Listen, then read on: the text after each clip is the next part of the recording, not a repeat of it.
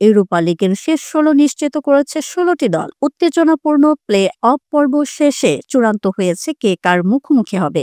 এবার এক নজরে দেখে নেওয়া যাক শেষ ১৬র জোড়া গোল। ঘরের মাঠে এজেড আলকমারের সঙ্গে ২-২ গোলে ড্র করেও ২ লেগ মিলিয়ে ৬-৩ ব্যবধানে হেরে বিদায় নিয়েছে গালাতাসারাই।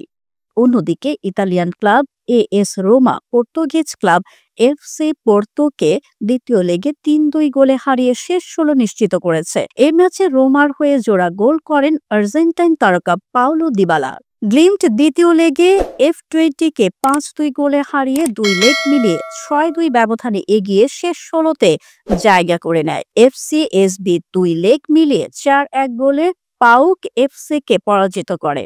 আয়াক্স দ্বিতীয় লেগে ইউএসজিকে ২-১ গোলে হারালেও ২ লেগ মিলিয়ে ৩-২ ব্যবধানে এগিয়ে থেকে নকআউটে পৌঁছায়। এছাড়া ফেনারবাচে আন্ডারলেখটের সঙ্গে ২-২ গোলে ড্র করেও ২ লেগে ৫-২ ব্যবধানে জয়লাভ করে। রিয়াল সোসিয়েদাদ ৫-২ ব্যবধানে এফসি মিডটজল্যান্ডকে হারিয়ে ২ লেগে ৭-৩ ব্যবধানে এগিয়ে থাকে। ভিক্টোরিয়া প্লাজেনো ফেরেনকাভারসকে ২ লেগে ৩-১ গোলে পরাজিত করে শেষ ১৬তে যায়।